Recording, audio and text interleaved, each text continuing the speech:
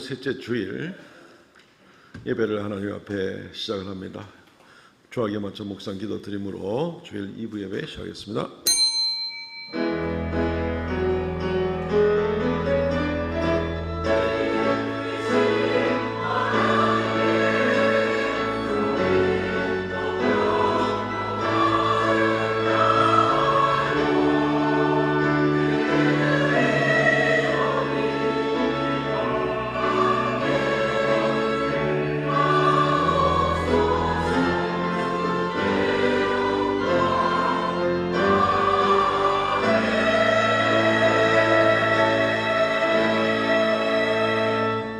만물이 그에게서 창조되되 하늘과 땅에서 보이는 것들과 보이지 않는 것들과 혹은 왕권들이나 주권들이나 통치자들이나 권세들이나 만물이 다 그로 말미암고 그를 위하여 창조되었고 또한 그가 만물보다 먼저 계시고 만물이 그 안에 함께 섰느니라. 주 하나님 은혜를 감사합니다. 우리를 하나님의 자녀로 삼아주시고 복된 주일 허락하셔서 주 앞에 나와 머리 숙여 경배합니다. 하나님, 지난 한 주간도 여전히 주님과 동행하게 하시며 우리가 부르짖을 때마다 함께 하심을 감사합니다. 오늘 머리 숙여 싸우니 주님 이 자리에 좌정하사 홀로 우리의 예배를 받으시고 영광 찬송 받아 주옵소서. 이 한 시간을 통하여 저희를 더욱 새롭게 하시며 이 한 주간이 주님과 동행하는 복된 한 주간이 되게 하여 주시고 성도들의 가정에 평강과 은혜와 하나님을 높이는 기쁨과 감사가 넘치게 하여 주옵소서. 예배의 시종을 주 앞에 의탁하고 예수님 이름으로 기도하옵나이다. 아멘.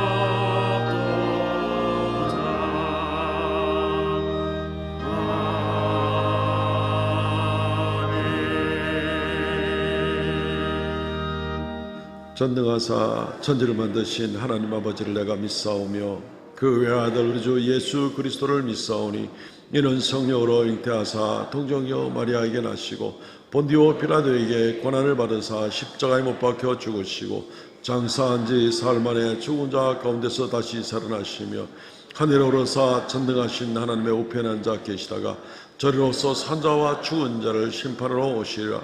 성령을 믿사오며 거룩한 공예와 성도가 서로 교통하는 것과 죄를 사하여 주시는 것과 몸이 다시 사는 것과 영원히 사는 것을 믿사옵나이다. 아멘. 교독문 23번 시편 43편 말씀. 하나님이여 나를 판단하시되 경건하지 아니한 나라에 대하여 내 송사를 변호하시며 주는 나의 힘이 되신 하나님이시거늘 어찌하여 나를 버리셨나이까?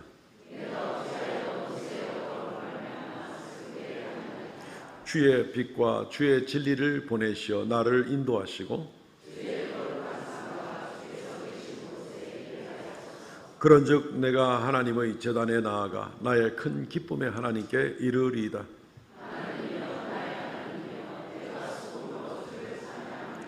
내 영혼아, 내가 어찌하여 낙심하며 어찌하여 내 속에서 불안해하는가?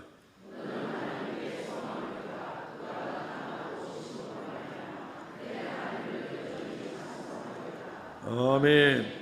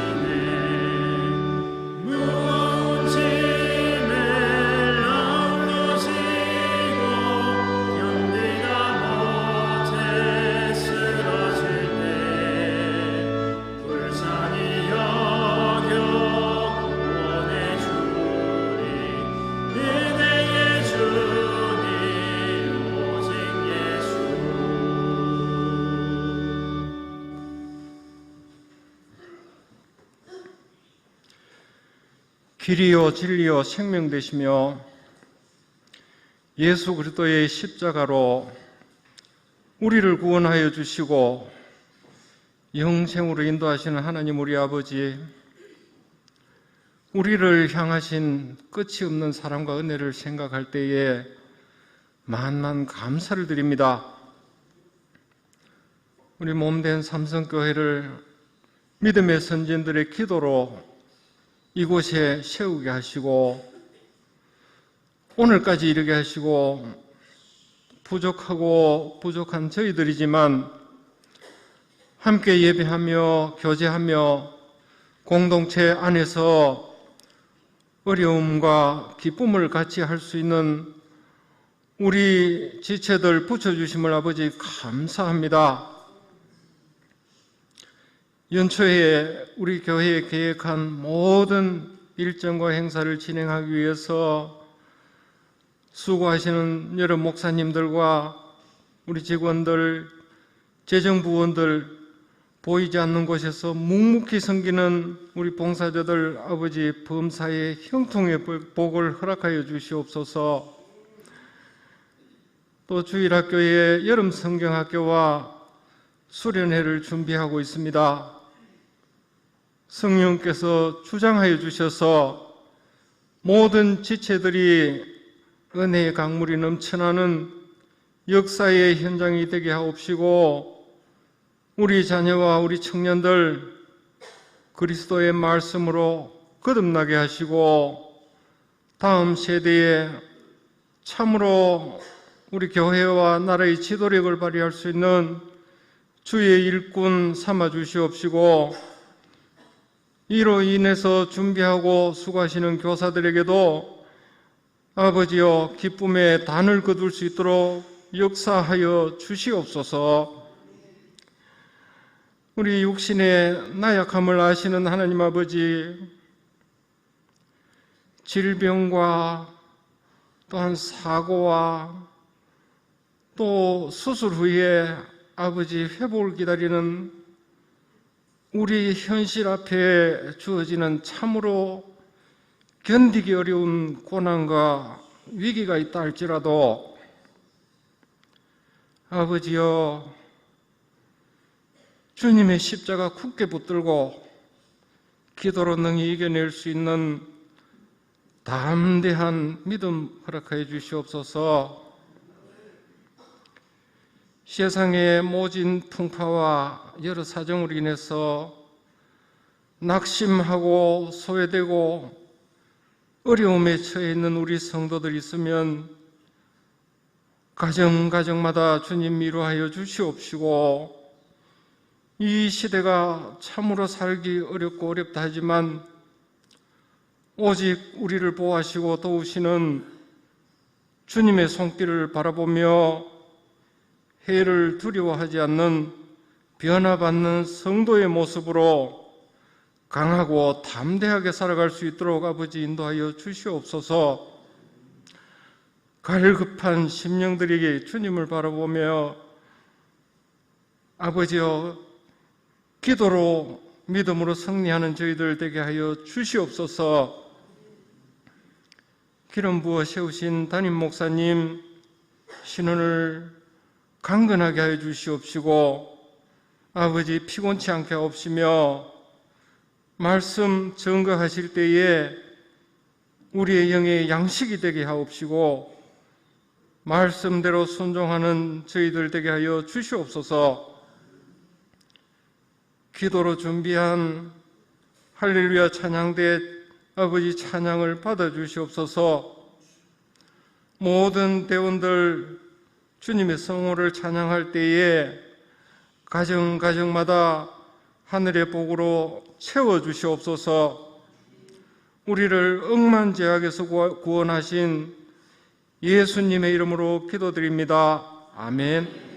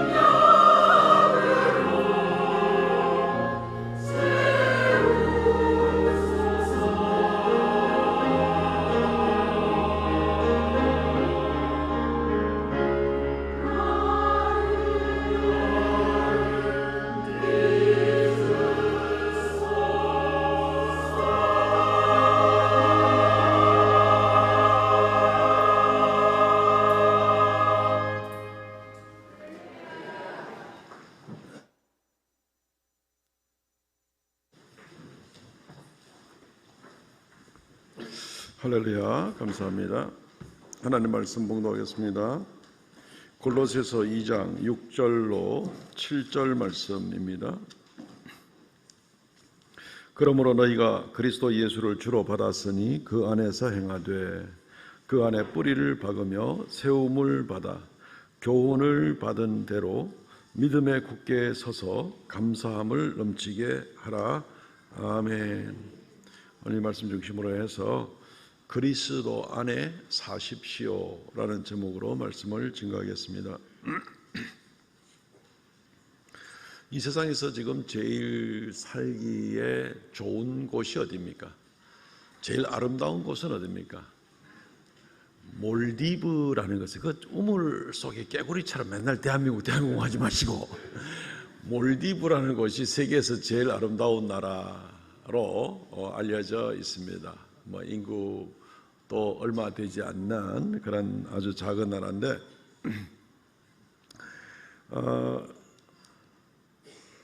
하여튼 온 나라가 다 산호섬으로 되어 있는 그런 나라라고 그럽니다.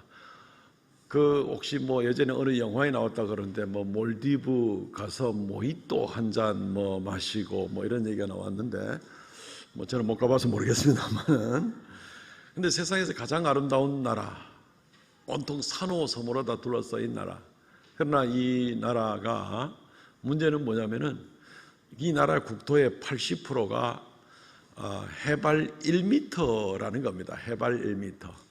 그래서 지금 이 해수면이 조금씩 올라가잖아요. 매년 4mm, 5mm, 6mm 올라가면은 이게 또 급속도로 더 증가되면은 2050년, 2100년 되면 이 나라는 거의 저지대에 있는 사람들은 다 그냥 물속에 들어가고 마는 이제 이런 시대가 오게 됩니다. 그래서 이 나라는 지금 중국의 돈을 빌려다가 전국을 한 여의도 한 배 반쯤 되는 면적에다가 인공으로 갖다가 이제 제방도 만들고 인공 육지를 만들어서 지금은 한 4m 높이로 이제 국토를 만들었다. 이제 적어도 그 섬 하나만큼은 이제 그런 얘기가 있습니다.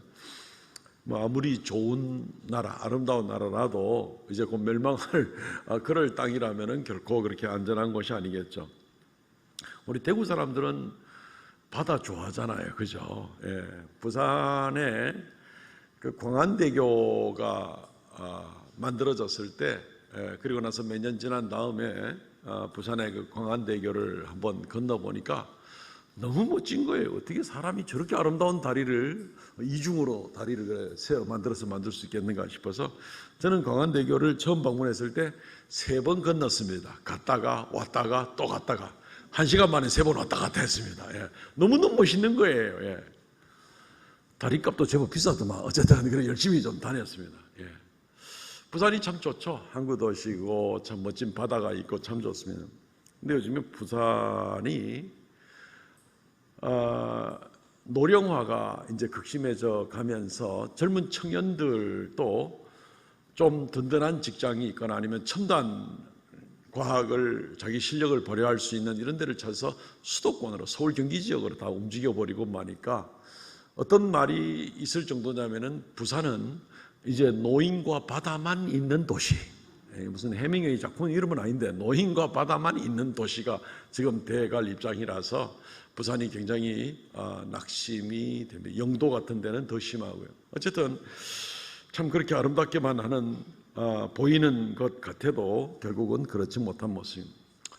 저쪽에 유럽 쪽은 좀 어떻습니까? 우리나라가 그 개인별 국민 총소득 GDP가 지금 한 34,000불쯤 됩니다. 작년 말로 해서. 벨기에라는 나라는 인구가 한 1,000만 정도밖에 되지 않는데 한 52,000불 정도 됩니다. 우리나라보다 거의 1배 반 이상 수준이 높죠. 스위스는 한 10만 불쯤 됩니다. 세계에서 개인별 GDP 제일 높은 나라는 룩셈부르크라는 나라입니다. 인구 60만 명밖에 되지 않는 작은 나라입니다. 13만 달러 개인별. 우리나라보다 그러니까 적어도 몇 배입니까? 적어도 한 3배 반 이상 더 소득이 많고 우리나라는 한 33위 정도 되는 그런 입장에 있습니다. 그런 나라 살면 참 좋겠네 싶은 생각을 하겠지만 지금 벨기에부터 시작해서 올여름에도 작년같이 폭염이 지금 닥쳐오는 바람에 지금 죽을 지경이라 그럽니다. 작년보다 폭염이 한 달 빨리 지금 오기 시작을 했다. 그래서 지금 굉장히 답답한 가운데 있습니다. 이렇게 놓고 보면은 온 지구상에 그렇게 안전하고 그렇게 행복한 곳은 별로 없는 것 같이 보입니다. 요즘에 뉴스들 한번 보면 해변으로 수백만 수천만 마리 물고기떼들이 그냥 파도에 휩쓸려 와서 바닷가에 나동거려져 죽어 있는 그런 모습들 보지 않습니까? 해수 온도가 높아지게 되니까 물속에 산소가 적어지게 돼서 얘네들이 숨 못 쉬어가지고 죽는 겁니다. 그래가지고 파도에 떠밀려가지고 오는데 이게 지금 앞으로 변동될 가능성이 없고 점점 더 지구온난화에 이런 현상으로 앞으로 이게 뭐 수자원이 제대로 되겠는가? 물고기만 없어지는 게 아니죠. 폭풍과 해일과 이상기온과 뭐 쓰나미와 뭐 이런 것들이 점점 걷잡을 수 없을 정도로 많아지게 되는 것이 누구나 지금 인정해야만 되는 그런 현실입니다. 앞으로 더 나아질 거라고 생각하는 사람은 거의 없습니다. 방법이 없습니다. 그리고 이것을 막을 수 있는 방법도 지금 없다는 것이 굉장히 답답하죠. 그러니까 우리 좀 연세 드신 분들, 한 60세 이상 되신 분들이야, 아이고 우리 인생은 또 이렇게 살아왔는데 우리 아들 세대는 어찌 살고 손주들은 지금 어떻게 살고 앞으로 40-50년 본격적인 자기들의 세대가 30년에서 50년 사이에 그때는 지금 도대체 이 세상에 이런 환경에서 어떻게 살까 하는 그런 걱정을 하지 않을 수가 없습니다. 답답합니다. 방법이 없기 때문에라도 더 답답하게 되는 것이죠. 오늘 성경 말씀은 우리에게 이러한 지구 환경 가운데서라도 우리가 안전한 곳, 행복한 곳, 가장 아름다운 곳을 한 곳을 소개하고 있습니다. 예수 그리스도 안에서. 거기가 바로 우리의 안식처고 영원히 거할 처소이고 가장 안전한 곳임을 소개하고 있습니다. 오늘 읽어드렸습니다마는 골로새 2장 6절 7절 말씀 다시 한번 보면 그러므로 너희가 그리스도 예수를 주로 받았으니 그 안에서 행하되 그 안에 뿌리를 박으며 세움을 받아 교훈을 받은 대로 믿음에 굳게 서서 감사함이 넘치게 하라. 예수 그리스도 안에 아예 뿌리를 박는 겁니다. 뿌리 박는 건 나무 식물이라고 생각을 하면 이 뿌리가 뭐 어디 움직여 돌아다니는 건 아니잖아요. 아예 거기에 뿌리를 내리고 예수 안에, 그리고 거기서 세움을 받고 그리고 믿음에 굳게 서서 삶이 감사함과 기쁨이 넘치는 그런 삶이 되는, 이 세상에서나 이 세상을 벗어나서나 과거나 현재나 미래에나 유일하게 안전하고 가장 아름다운 곳, 그것은 바로 예수 안에 거하는 삶이다 하는 것을 우리가 사도 바울을 통해서 오늘 권면을 받게 됩니다. 이 말씀 가운데 오늘 은혜 받으시고 담대하게 승리하시기를 바랍니다. 두 가지로 나누어 생각하겠습니다. 먼저는 속지 마십시오라는 겁니다. 속지 마십시오. 마치 예수 안에서 뿌리를 내리고 세우고 굳게 서는 것 외에 다른 곳이 또 있는 것처럼, 더 좋은 것이 있는 것처럼 그런 유혹에 속지 말라 하는 이야기가 되는 겁니다. 철학에 속지 말고 율법에 속지 말고 천사 숭배에 속지 말라. 뭐 얼핏 사도 바울이 오늘 우리가 읽은 말씀에 그 다음에 쭉 나오는 23절까지 나오는 내용인데 그 내용들을 보면 이게 우리하고 무슨 직접적인 관계가 있나? 사도 바울 시대는 어떨지 몰라도 하는 그런 생각이 들 수는 있습니다. 그러나 이 말씀들은 오늘날 우리에게도 그대로 적용되는 말씀인 것을 좀 생각해 봐야 됩니다. 먼저 철학과 헛된 속임수에 속지 마십시오라고 사도 바울이 그렇게 이야기를 하고 있습니다. 철학이라는 것은 그렇게 나쁜 것은 아니죠. 우리 인생의 진리를 나름대로 깨닫게 해주려고 그러고 또 철학 가운데 여러 가지 우리 인생의 본질에 대해서도 생각해 만들어 줍니다. 아리스토텔레스의 윤리학이라는 곳에서는 책에는 양심과 예술과 지혜, 우리 인간의 본질적인 자세 문제, 과학기술을 발전시키는 지식의 그러한 문제, 그리고 창의적으로 뭔가를 좀 만들어내는 것, 법에 대한 지식, 그리고 확실하게 인생을 아름답게 살아갈 수 있는 그런 지혜와 지식, 뭐 이런 것들을 얘기를 하고 있습니다. 이게 윤리 학이라는 내 책에 나오는 내용들인데 좋은 것들이죠. 다 좋은 것들입니다. 이 중에 나쁜 건 아무것도 없습니다. 굉장히 좋은 겁니다. 철학 자체가 나쁘다고 얘기할 필요는 없습니다. 폭넓은 의미에서. 그럼에도 불구하고 사도 바울이 철학의 거짓에 속지 마십시오 라고 이렇게 이야기를 하고 있는 것은 왜 그런가? 문제는 뭐냐면은 이 사도 바울 시대 때 온 이 소아시아와 이 유럽 지역을 다 차지하고 있고 사상을 지배하고 있던 헬라 철학 사상들이 가장 아름다운 것 같고 거기에 진리가 있는 것 같고 거기에 매이면 인생의 지고의 선을 이룰 수가 있는 것 같고 뭔가 모르게 영원한 뭔가를 구할 수 있는 같이 나가게 되지만 그렇지 않다는 것입니다. 그것이 죄의 문제를 해결하지 못하기 때문에 그렇습니다.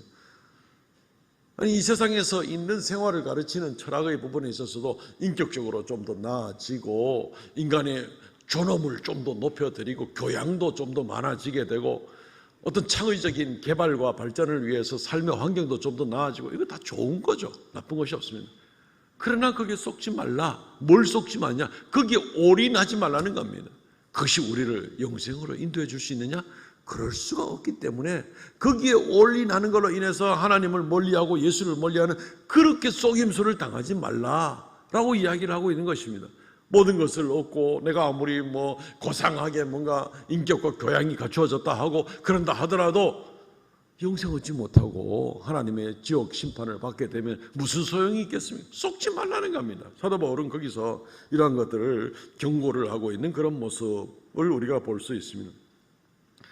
이 창의적인 과학기술의 발전과 이런 것들로 인해서 인간의 삶이 더 나아질 수도 있습니다. 물질이 많아지면 더 좋아질 수도 있습니다. 사회가 번영이 되고 국가가 부강해지는 것도 굉장히 좋을 수 있습니다. 그러나 속지 마십시오. 그것을 누릴 수도 있고 참여할 수도 있지만 그것이 우리의 영원한 안식처가 될 것처럼 거기에 올인하여 매달리는 그런 어리석음을 범하지 마십시오. 우리의 생명을 구하지 못하기 때문에 거기에 속지 말라는 겁니다. 두 번째, 율법주의에 속지 말라고 이야기를 하고 있습니다. 율법주의에 속지 마십시오. 율법이라는 것은 구약 성경 말씀입니다. 넓게 얘기하면은. 조금 더 좁게 얘기하면은 모세 오경입니다. 더 좁게 얘기하면은 십계명입니다. 이게 다 율법입니다. 근데 율법은 하나님 말씀이잖아요. 그런데 율법에 속지 마십시오. 이게 무슨 말이냐 도대체가. 하나님 말씀은 그 자체가 완벽하니 율법도 완벽한 것이 틀림이 없는데 율법주의에 속지 마십시오. 이것이 무슨 이야기입니까? 골로새서 2장 16절 말씀 보면 그러므로 먹고 마시는 것과 절기나 추하루나 안식일을 이유로 누구든지 너희를 비판하지 못하게 하라. 율법은 완전한 것이 맞습니다. 하나님의 우리에게 요구하는 기준입니다. 그것이 틀림이 있을 수가 없습니다. 완전한 기준입니다. 그런데 유대인들은 이 율법에 있는 대로 안식일과 절기와 초하루와 금식일과 이런 것들을 지키려고 최선을 다합니다. 좋습니다. 그것까지도 문제가 없습니다. 문제는 그 율법을 잘 지킴으로 인해서 내가 의롭다 인정함을 받고 영원한 하나님 나라에 들어갈 수 있다고 생각하는 율법주의가 문제가 되는 겁니다. 율법은 완전하고 좋은데 율법을 잘 지켜서 의로워지겠다, 천국을 가겠다는 생각은 속임수라는 얘기입니다. 왜 그렇습니까? 인간은 결코 율법의 완전한 기준에 도달할 수가 없기 때문에 그렇습니다. 아무리 달려가도 율법의 기준에 반도 못 쫓아가게 됩니다. 그러면 못 쫓아가는 일로 인해서 결국은 율법만 잘 지킴으로 말미암아 내가 구원받겠다고 추구하고 나가는 사람은 결국 율법을 지키지 못한 일들 때문에 율법의 기준에 의해서 심판을 받아 멸망을 받게 되는 것입니다. 갈 수가 없는 거예요. 땅에서 사람들이 누구는 율법을 조금 더 잘 지키고 누구는 좀 더 잘 못 지키고 하는 그런 차이점들이 있을 수 있는데 하나님 보실 때에는 다 도찐 개찐입니다. 다 도토리 키재기입니다. 저 비행기 타고 저 높이 올라가서 밑에 건물 보면은 10층이나 30층이나 그놈이 다 똑같습니다. 하나님 보실 때 우리 속에 있는 어떤 내면적인 거룩과 의라는 것은 정말 형편없는 차이가 우리끼리 보니까 누구는 좀 더 나은 것 같고 좀 더 훌륭한 것 같고 그럴 뿐이죠. 아무도 이 율법으로 말미암아 구원에 이룰 수 있는 사람은 한 명도 없습니다. 보통 생육법으로 태어난 사람은 아무도 이룰 수가 없습니다. 오직 예수 그리스도 외에는 율법을 완전하게 지킨 사람은 아무도 없습니다. 그 때문에 율법으로 말미암아 내가 구원받으려고 한다면 가장 완벽한 율법임에도 불구하고 내가 그걸로 인해서 구원받으려고 애를 쓴다면 자살행위나 마찬가지라는 거죠. 결코 도달하지 못할 것이기 때문에 심판에 처해질 수밖에 없다는 것입니다. 더군다나 우리는 태어날 때부터 원죄를 가지고 태어난 사람들입니다. 원죄라는 것은 아담이 지은 죄에 대한 책임을 나도 지고 태어난다. 왜냐하면 아담이 인류의 대표이기 때문에 그가 범죄한 일에 대해서 모두 후손들이 죄책을 같이 지내고 태어났다 하는 이거죠. 벗어날 방법이 없어요. 무슨 방법으로, 무슨 재주로 이 원죄를 스스로 벗겨낼 수가 있겠습니까? 율법에는 그런 거 없습니다. 더군다나 율법의 역할이라는 것이 우리에게 이 율법을 완전하게 지킴으로 천국 들어가게 해주는 것이 율법의 목적도 아니에요. 오늘 읽지 않았습니다만 뒤에 내려가면서 보면 골로새 2장 17절 말씀, 이것들은 장래 일의 그림자이나 몸은 그리스도의 것이니라. 그림자는, 자, 제가 여기 서 있습니다. 여기 뒤에 그림자가 비치겠죠. 예. 제 그림자를 여러분들이 봅니다. 제 그림자를 보면서, 저 그림자를 보니까 저 모양이 아마 뭐 똥배도 좀 나오고 머리도 좀 까지고 우리 담임 목사님 맞겠다 생각을 하실 수 있을 거예요. 그죠? 짐작을 합니다. 그림자를 통해서는 제가 얼마나 잘생겼는지 절대로 모릅니다. 그죠? 예. 그림자를 통해서 짐작만 할 뿐입니다. 그리고 그림자는 실체를 비추어 주는 것에 지나지 않는 것이죠. 결국 무엇을 얘기하냐면 율법을 통해서 뭘 알아야 되냐면 실체인 예수 그리스도를 율법을 통해서 알아야 된다는 겁니다. 율법의 역할은 예수 그리스도에게 우리를 이끌어가는 몽학 선생, 길 인도하는 노예 종 선생이죠. 몽학 선생의 역할이 율법인 겁니다. 그림자 역할을 하는 것뿐입니다. 율법이 실체가 아니에요. 하나님이 처음부터 그 목적으로 주시지 않았습니다. 그러니까 율법을 완전히 지킴으로 우리를 구원받게 할 목적으로 우리에게 율법을 주신 게 아닙니다. 실제적으로도 우리가 율법을 완전히 지킬 수 있는 사람도 아무도 없습니다. 또 율법이 아무리 좋고 우리가 노력을 해도 우리가 원래부터 가지고 있는 원죄에 대한 것을 율법으로 해결할 수 있는 방법이 없습니다. 이 모든 것은 오직 예수 그리스도의 십자가의 은혜로서만 감당할 수 있는 일입니다. 우리 안에 누구는 좀 더 거룩하고 경건하고 누구는 조금 덜하고 이런 차이점이 있다 하더라도 하나님 보실 때는 아무도 구원받을 수 있는 사람이 없고 오직 누구든지 예수 그리스도 안에서 예수 믿는 사람들이 예수님이 십자가에 대신 받으신 그 형벌로 인하여서 십자가에 달리신 그 은혜로 우리가 구원을 받게 하는 이 은혜의 법을 우리에게 주심으로 우리가 구원을 받게 된 것입니다. 그렇기 때문에 유대인들이 율법 봐라 얼마나 경건하냐, 그 사회가 사도 바울의 시대에 온통 음란하고 정말 이루 말할 수 없는 더럽고 악한 그런 모습들이 가득 차 있는 그 세계에서 율법을 지키려고 애를 쓰는 유대인들의 모습은 항상 존경받았습니다. 어느 도시에서나 존경받았습니다. 저 사람들 뭔가 다르거든요. 그런데 거기서 한 발자국 나가서 이 율법으로 내가 구원에 이를 수 있다고 할 때 곧 속임수가 된다는 겁니다. 속지 말라 하는 말씀은 바로 그렇게 되는 것입니다. 굉장히 주의해야만 하는 것입니다. 우리가 이 땅에 살면서 우리를 내면적으로 삶의 환경 문제뿐 아니라 내면적으로 우리를 좀 더 고상하게 만들고 우리를 좀 더 윤리적 도덕적으로 만들고 우리를 좀 더 교양 있게 만들고 좀 더 지성적으로 만들고 뭔가 모르게 다른 사람을 비교해서 내가 그래도 조금 더 고상한 인생을 살아가는 것 같은 그러한 생각에 있을지라도 착각하지 말라는 겁니다. 나의 그런 행실로 인해서, 행실 좋은 거긴 한데 그 행실로 인해서 내가 구원받을 수 있다는 생각을 절대로 하지 마시길 바랍니다. 그 속임수가 되는 겁니다. 아무리 우리가 노력을 하고 점점 더 경건한 삶을 마땅히 나가야 되지만 그런다 하더라도 그것 때문에 구원받는 것은 어림턱도 없는 그런 일입니다. 오직 그리스도 예수의 십자가의 보혈의 은혜로만 우리가 구원을 받는 겁니다. 정말 조심해야 됩니다. 얼마나 우리는 쉽게 교만하기 쉽습니까? 작정 기도 한 100일쯤 하고 나거나 철야를 며칠 하고 나면 굉장히 내가 무슨 천사 반쪽짜리쯤 된 것처럼 굉장히 교만해지는 일도 얼마나 많은지 모릅니다. 기도 응답 몇 번 받고 나면은 거기에 대해서 내가 대단히 하나님과 특별히 가까워진 사람인 것처럼 착각할 수도 있습니다. 조심해야 됩니다. 그런 게 아닙니다. 오직 그리스도 예수의 은혜 외에는 아무것도, 우리 중에 어느 누구도 구원받을 수 있는 방법이 없습니다. 세 번째, 속지 말아야 될 것은 천사 숭배에 속지 마십시오라는 겁니다. 우리 오늘날 개신교 안에 있는 우리가 무슨 천사 숭배를 하나, 우리하고 무슨 상관이 있느냐 하는 그런 말씀으로 생각될지 모르겠지만 분명히 관계가 있습니다. 속기 쉬운 일들입니다. 먼저 말씀을 보겠습니다. 골로새 2장 18절, 아무도 꾸며낸 겸손과, 말 표현이 참 재미있어요. 꾸며낸 겸손과 천사 숭배를 이유로 너희를 정죄하지 못하게 하라. 그가 그 본 것에 의지하고 육신의 생각을 따라 헛되이 과장하고 천사 숭배에 힘쓰는 사람들이었다는 겁니다. 이 천사 숭배에 대해서는 한 두 가지 정도로 설명이 가능합니다. 한 가지는 뭐냐면 말 그대로 천사를 숭배하는 겁니다. 그렇게 하지 말라고 하는 얘기죠. 사도 바울은 천사를 숭배하는 겁니다.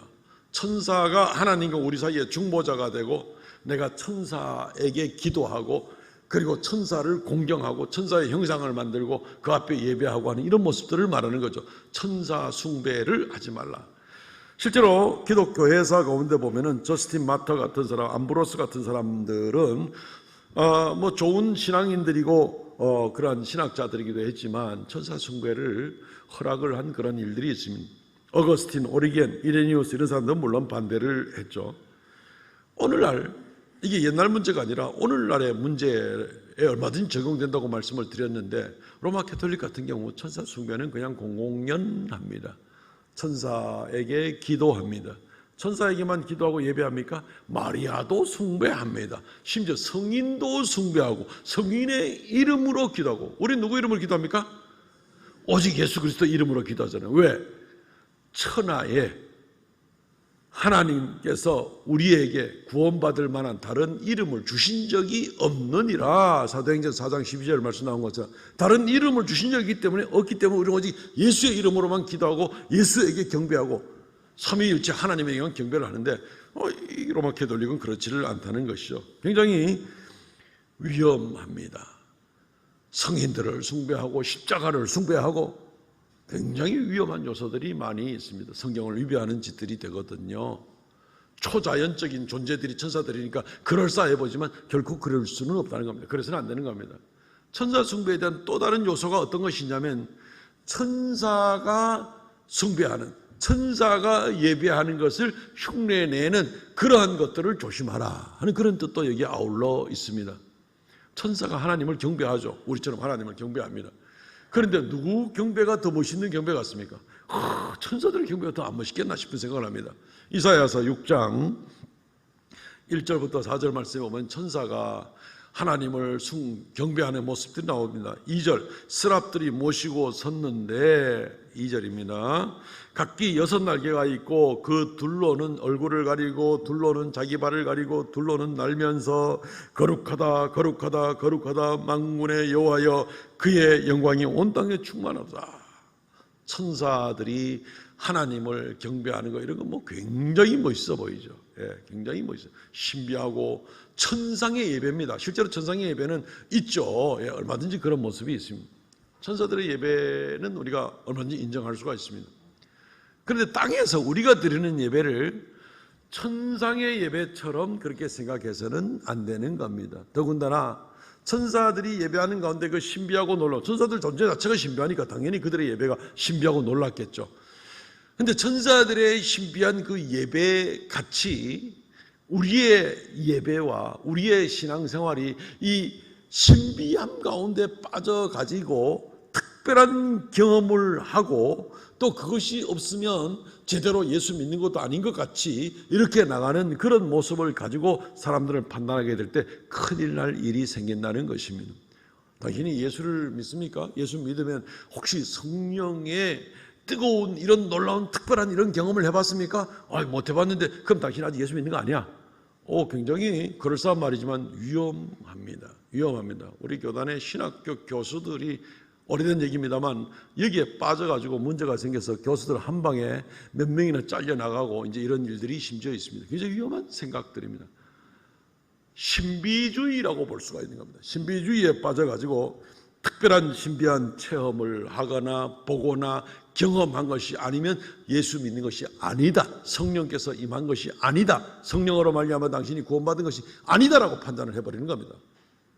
초대교회 영지주의도 그렇고 천사 숭배주의자들은 바로 그러한 의미를 가지고 있는 것입니다. 오늘날 이런 일이 없습니까? 얼마든지 있죠. 오늘날 빈야드 운동이나 알파코스나 금이빨 벗긴다는 사건이나 신사도 운동이나 소위 왕의 기도나 뭐 이래 하면서 막 신비한 역사가 막 일어나고 막 이러면 그게 바로 진짜 예수 믿는 거지. 그거 안 하면 예수 믿는 것도 아닌같이 생각해 버리고 판단해 버리는 그런 모습들 쏙지 말라라고 이야기를 하고 있는 것입니다. 18절 말씀을 다시 한번 주의해 보시면은 천사 숭배를 이유로 너희를 정죄하지 못하게 하라. 그가 그 본 것에 의지하고 육신의 생각을 따라 헛되이 과장하고 이렇게 되어 있습니다. 자기가 본 것, 경험한 것을 의지해서 그거 아니면 구원 못 받는다고 주장을 하는, 판단하는 사람들을 조심하라는 얘기입니다. 우리가 뭔가를 신비한 환상을 한번 봤다 합시다. 그러면 그 본 것을 의지해서 우리가 구원을 받습니까? 우리는 뭘 의지해서 구원받습니까? 예수 그리스도의 말씀을 의지해서 구원받는 거 아닙니까? 말씀 가운데 주님께서 약속하신 그 구원을 우리가 받는 거 아닙니까? 누가 무슨 특별한 경험을, 희한한 경험을 했는데 100사람이 100가지 다른 경험을 했으면 우리 구원의 길이 100가지가 다르다는 얘기입니까? 우리가 그런 환상이나 그런 특별한 경험을 다 해야만 그렇게 구원을 받는다는 얘기입니까? 어림도 없습니다. 심지어 그들은 자기의 본 것을 의지하고 자기 생각을 따라 그 다음에 어떻게 헛되이 과장하고 간증하는 사람들이 조심해야 되죠. 정말 부끄러운 삶이 예수의 은혜로 내가 이렇게 구원받았습니다 하는 중심으로 나가야 되는데, 간증하다 보니까 내가 돌아섰더니만은 하나님께서 나한테 희한한 것을 보여주고 희한한 능력을 보여줘가지고 막 이런 일 저런 일 해가지고 막 졸지에 막 저 악마같이 살다가 갑자기 천사같이 사는 그런 걸 해서 뭐 인간 승리를 자랑하는 것 같은 그런 간증은 위험하기 짝이 없고 유치하고 조잡하기 짝이 없는 그런 간증이라고 볼 수가 있습니다. 신비주의를 추구하는 불건전한 기도원 운동들 조심해야 됩니다. 우리의 믿음은 누구의 환상이나 누구의 경험에 따라 가지고 휘청거릴 수 있는 것이 아니라 우리의 믿음은 영원토록 변함이 없는 그리스도 예수의 말씀에 의해 가지고 우리의 믿음이 견고히 서는 것이고 그 약속에 서는 것이지, 오늘날도 사람을 이렇게 미혹하는 일들이 온 세계에 얼마나 많이 있습니까? 그런 그룹들을 쭉 아까 나열해 드렸습니다만은 얼마나 속기가 쉽습니까? 그냥 아예 무슨 신천지 이만이나 JMS 정명석이나 만민중앙교회 이재록이나 이런 이단들이나 이런 사람들 그 딱 봐도 그 사입이구만 그거 왜 따라가? 좋습니다. 그런 데는 따라갈 만큼 우리 어리석지는 않습니다. 그런 엉터리 왜 따라가겠습니까? 그러나 오늘 본문에 나오는 이러한 부분들, 철학에 관한 좋은 부분들, 율법에 관한 좋은 부분들, 그리고 천사 숭배나 신비주의에 있는 좋은 부분들, 이런 것들 우리가 유혹될 수도 있죠. 그럴싸해 보이잖아요. 그렇지만 그것들이 속임수가 될 수가 있다는 겁니다. 얼마든지 조심하라는 겁니다. 오직 그리스도 예수의 말씀에만 굳게 서서 예수 안에서만 구원받는 이 견고한 믿음을 가지고 나가야 되는데, 방황하고 여기에 속아서 넘어가는 일들이 얼마나 많은지 모르는 것입니다. 속지 마시기를 바랍니다. 말씀 가운데 견고히 서는 것이 가장 중요합니다. 사도 바울은 이런 것을 빗대어서 아주 간단하게 비유적으로 표현하고 있습니다. 오늘 골로새 2장 20절 말씀에 보면 너희가 세상의 초등학문에서 그리스도와 함께 죽었거든 어찌하여 세상에 사는 것과 같이 규례에 순종하느냐. 마치 그 규례에 순종함으로 구원받게 되는 것처럼 어리석은 생각을 갖는 것은 초등학문의 매인가나 마찬가지다라는 얘기입니다. 이러한 굉장히 좋아 보이는 철학이나 율법이나 신비주의나 이런 것들이 좋아 보이는 것 같아도 이런 것들은 그냥 초등학문들, 그냥 진리 자체에 좋아서 막 빠져들어가는 것이 아니라, 오늘 이 숙제하고 나면은 엄마가 과자 하나 먹을 수 있게 해줄게, TV 50분 보게 해줄게, 뭐 이런 것이 이제 초등학생들의 그런 수준들이죠.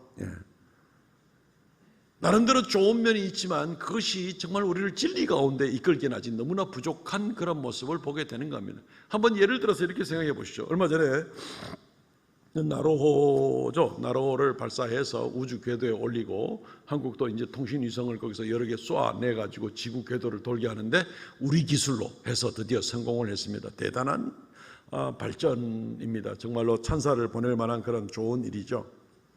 근데 그 나로호가 발사되어 가지고 올라가서 뭐 1단계, 2단계 분리하고 지구 궤도를 안착을 하고 거기서 자동으로 뭐 이 이 통신 위성들을 이렇게 발사해내고 그래서 그것이 또 자기 자리를 잡아가지고 정상으로 돌아가게 하고 하는데 굉장히 복잡한 일이겠죠. 생각만 해도 복잡한 일이겠죠. 예. 연료를 어느 정도 많이 들어가느냐, 발사하는 과정에서 적게 들었냐를 가지고도 이게 성패가 좌우된다고 그러는 거예요. 얼마나 고도의 과학과 기술이 거기에 적용이 돼야만 이 일들이 가능하겠습니까? 예를 들어서 그런데 초등학교라고 합시다. 초등학교의 수학 실력 정도로 그 나로호를 쏘아 올려가지고 그 모든 일들을 하게 할 수 있겠습니까? 어림턱도 없다고 얘기를 하시겠죠, 다. 그건 누가 보더라도 그래, 안 그래서 초등학교 때 더하기, 빼기, 기껏해야 곱하기, 나누기 겨우 할 줄 아는 그 수준 가지고 그게 되겠습니까? 거기에 수많은 기술이 적용되지만 그 중에 특별히 궤도 역학이라는 것이 그러한 수학이 적용이 돼야 됩니다.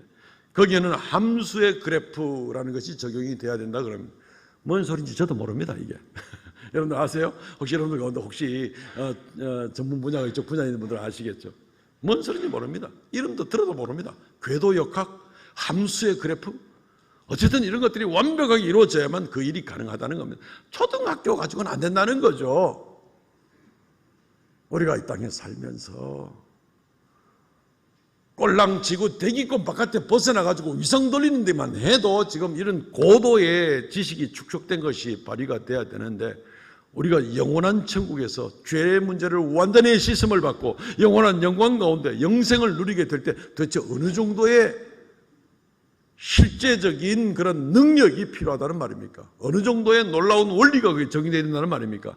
초등학교 가지고는 안 되겠죠. 철학 가지고 안 되겠죠. 내가 조금 의로워지려고 율법 좀 잘 지킨 데서 안 되겠죠.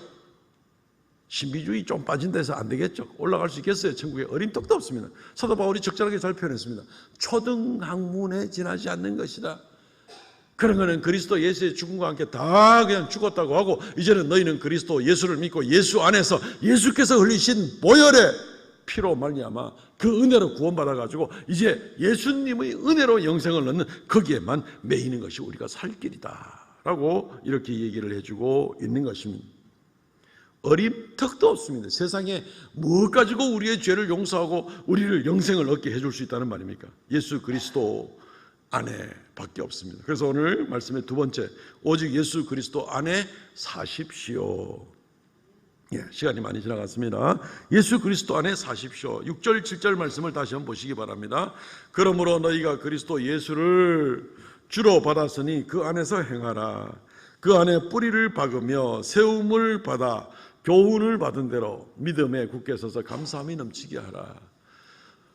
또 읽고 이 6절과 7절 말씀을 또 읽고 해서 우리 속에 확신할 수 있는 것은 예수 그리스도 안에 거하는 것 밖에는 없다라는 것입니다. 9절과 10절 말씀, 그 안에 신성의 모든 충만이 육체로 거하시고 너희도 그 안에 충만하여졌으니 그는 모든 통치자의 권세의 머리라. 그가 창조자이시고 그 안에 충만하고 모든 것에 부족함이 없으며 11절과 12절 또 그 안에서 너희가 손으로 하지 아니한 할례를 받았으니 곧 육의 몸을 벗는 것이요 그리스도의 할례라. 그리스도의 할례란 말은 육신의 할례는 유대인들이 아브라함 때부터 해서 표피를 잘라내어서 하나님의 약속의 자녀라는 표시인데 그리스도의 할례라는 것은 믿음으로 그리스도의 할례를 받는다는 얘기는 이제 하나님의 자녀라는 표시를 예수 믿음으로 말미암아서 우리는 그리스도의 할례, 하나님의 자녀라는 표시를 얻은 것이 되었다는 그런 얘기가 되는 것입니다. 12절 너희가 세례로 그리스도와 함께 장사되고 또 죽은 자들 가운데서 그를 일으키신 하나님의 역사를 믿음으로 말미암아 그 안에서 함께 일으키심을 받았느니라. 이미 받았느니라 합니다. 그리스도 예수와 함께 장사되었고 하나님이 예수를 살리심같이 예수를 믿는 자는 그 안에서 믿음으로 일으키심을 받았느니라. 부활의 생명을 우리가 이미 가졌고 그뿐입니까? 에베소 2장 6절 요즘 들어 자주 들어보는 구절이죠. 너희를 하늘에 앉히셨느니라. 우리는 언제 어디서나 하나님 곁에 하나님 안에 계실 수가 있는 사람들입니다. 하늘에 앉혀진 사람들입니다. 하늘의 권세를 언제든지라도 우리가 구하고 하나님과 동행할 수 있는 그런 사람들입니다. 그러니까 예수 안에가 가장 안전한 거죠. 과거나 현재나 미래나 대한민국이나 유럽이나 뉴질랜드나 어디나 온 세상에 다 견주어도 예수 안에 있는 곳이 가장 안전한 것이다 라는 겁니다. 일단 정죄가 없습니다. 예수님이 십자가에서 나를 대신하여서 심판을 받으셨기 때문에 예수 안에 있는 사람은 다시 또 한 번 더 정죄받고 심판을 받을 일이 없습니다. 예수 그리스도께서 부활하셨고 우리는 그 안에 있으므로 우리는 이미 멸망하지 않는 영원한 생명을 소유한 사람이 되는 것입니다. 또한 예수 그리스도께서 부활 승천하셔서 영광 가운데 온 우주 만물을 통치하시는 그 역사를 보게 될 때 예수 안에 있는 우리들에게도 왕같은 제사장의 권세를 주셔서 우리가 이러한 영광과 권세 가운데 살게 해주시는 것입니다. 예수 안에가 가장 안전합니다. 그래서 예수 안에 뿌리를 내리고 세움을 받고 거기에 견고히 서서 결코 벗어나지 아니하며 감사와 기쁨이 넘치는 삶을 살게 되는 것입니다. 말씀을 맺겠습니다. 사랑하는 성도 여러분, 지구상에 가장 살기 좋은 곳이 어디입니까? 하는 주제를 가지고 말씀을 나누게 되었습니다. 예수 안에입니다. 예수 안에 사는 삶은 하나님 안에 사는 삶입니다. 견고히 서서 지금부터, 한참 후에 먼 나중에가 아니라 지금부터 이미 가장 안전하고 복된 그런 영혼의 안식처, 우리의 영원한 안식처 예수 그리스도 안에서 거하시며 승리하시고 감사와 기쁨이 넘치는 복된 삶이 되시기를 주의 이름으로 축원드립니다. 아멘. 통성으로 같이 한번 기도하겠습니다. 오직 예수 그리스도 안에만 살아가는 우리가 되게 하여 주시고 우리가 속지 않게 하여 주시고 하나님께 영광 돌리며 기뻐하며 감사하는 우리가 되게 하여 주옵소서. 우리 인생이 복되게 하여 주옵소서. 동성으로 기도합니다. 주 하나님 은혜를 감사합니다. 이 시간 아버지 앞에 말씀을 묵상하며 엎드릴 때 하나님이여 이 세상 가운데 여러 가지 일들에 속지 아니하고 오직 예수 그리스도 안에서 견고히 서서 하나님께 영광 돌리며 살아가는 우리가 되기를 원하옵나이다. 오 주여, 주님께서 지켜주시고 주여 은혜를 더하여 주시고 이루 말할 수 없는 아버지의 큰 사랑과 주의 큰 은혜로 말미암아 넉넉히 감당하고 예수 안에 뿌리를 내리고 세움을 입고 견고히 서서 감사와 찬송이 넘치는 복된 인생이 지금부터 영원토록 계속되도록 은혜 더하여 주시옵시고 우리 성도들의 삶과 그 모든 가정이 축복된 가정들, 축복된 삶이 다 되도록 은혜 더하여 주시옵소서. 주여 역사하여 주시옵소서. 주여 긍휼을 베풀어 주시옵소서.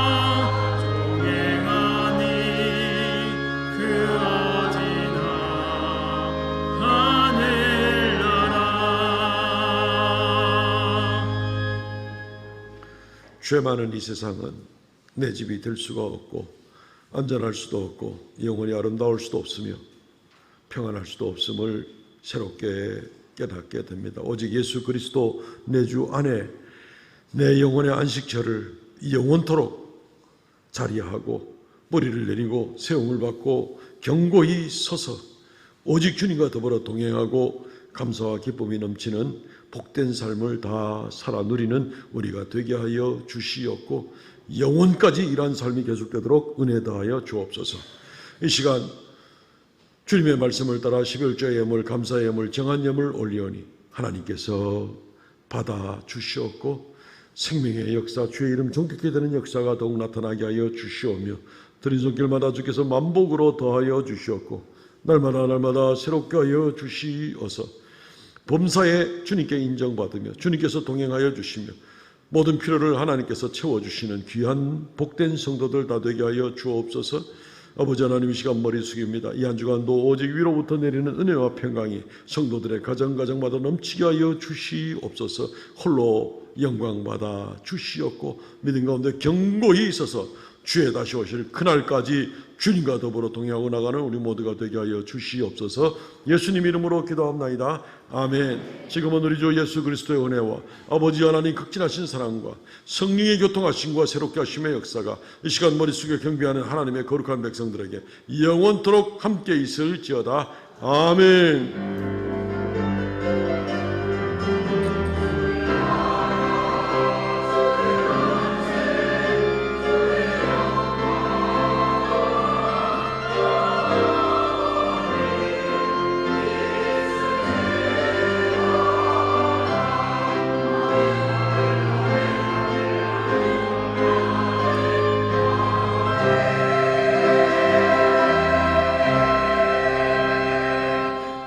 아멘. 예배는 마쳤습니다. 우리 전원장으로 성도의 교제 나누겠습니다. 예수 안에서 삽시다.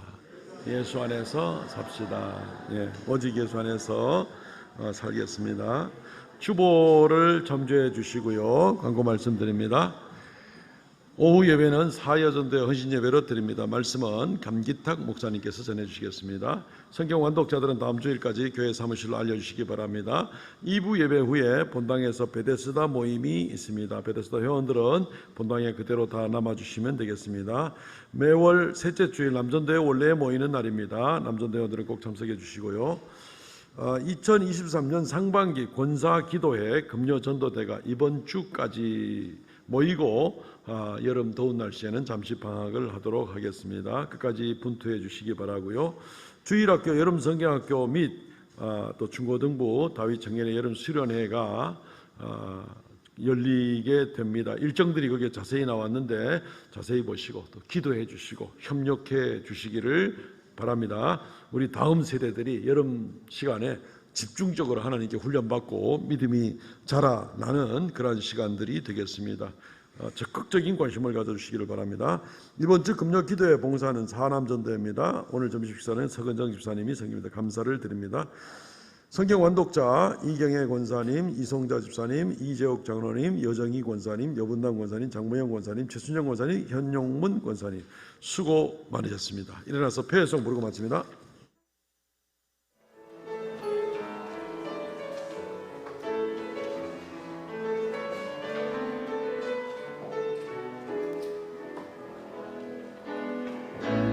우리 가운데